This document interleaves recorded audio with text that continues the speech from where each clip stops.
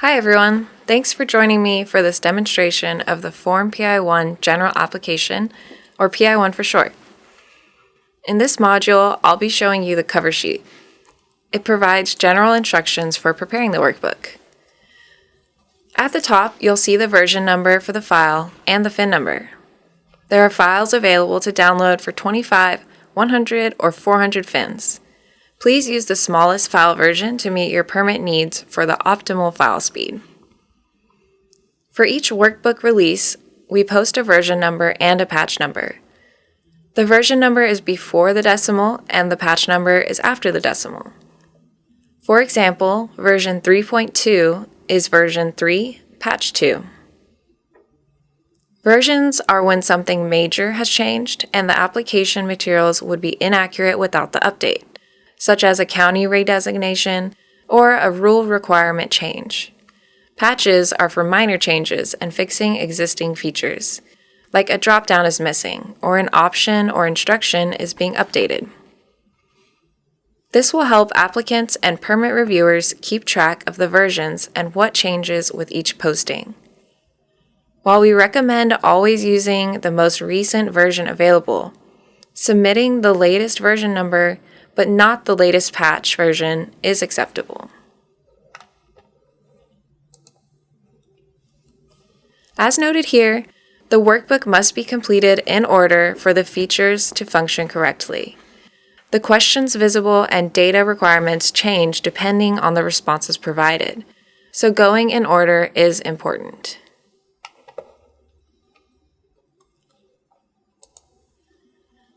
The cover sheet also includes a full list of all the types of permits and actions included in the workbook.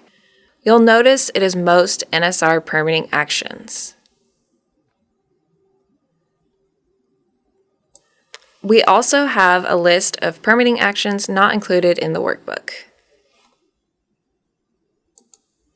Next are instructions for submitting your PI1 application. Your PI1 must be submitted through STEERS unless the project type is one of the four following types of projects: an initial de minimis permit, an initial or major modification of a GHG PSD permit not submitted with a minor NSR project, any HAP project not submitted with a minor NSR project, or any PAL project not submitted with a minor NSR project. Those types of projects cannot be submitted through STEERS at this time, and instead must be submitted through email. All other applications must be submitted through STEERS. When submitting through STEERS, an original signature is not needed, and the Air Permits Division does not need a hard copy of the PI1. Also, the e-permit system notifies the appropriate regional office and local program of the application materials, so the applicant does not need to send the application materials separately. A hard copy will still be needed for the public place if public notice is required, and for other applicable program areas listed on the copy sheet, such as federal land managers. Additional application materials can be attached with your PI1 when submitting through STEERS. This includes the ability to submit confidential information.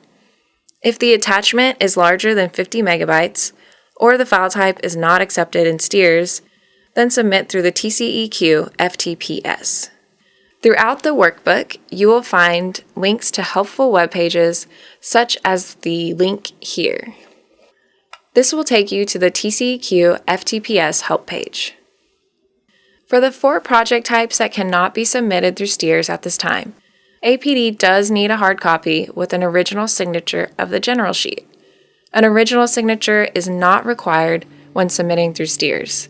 We'll talk about that in more detail on the general sheet walkthrough. We've also provided instructions for submitting the other application materials.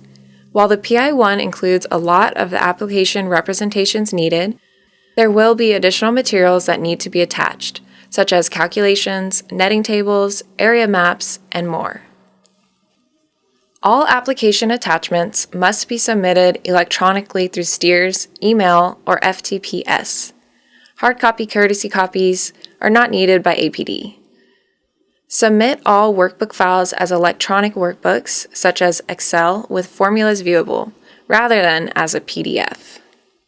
Confidential files should be submitted through STEERS as encrypted files through email or FTPS. All pages must be marked confidential and have confidential in the file name. Confidential submittals must be separate files from non-confidential files. Please note that emails sent to the agency are not encryption protected via secure sockets layer by our server and may be subject to interception by common third-party internet tools. However, anything marked as confidential will be treated as such by APD staff upon receipt. This sheet also has tips to add permit identification information to the headers for when the file is printed, and there are printing tips here.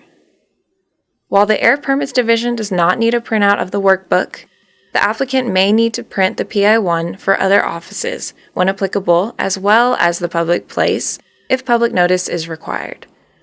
When printing, you do not need to print the guidance sheets or any pages that do not have data. Finally, there is a table of contents with links to each sheet.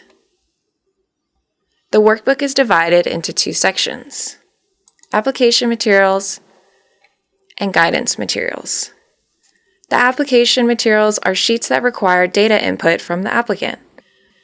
The guidance materials are for reference only and do not need to be printed. We highly recommend reviewing these before you start working on your workbook. Clicking any of these links will take you directly to the first cell of that sheet.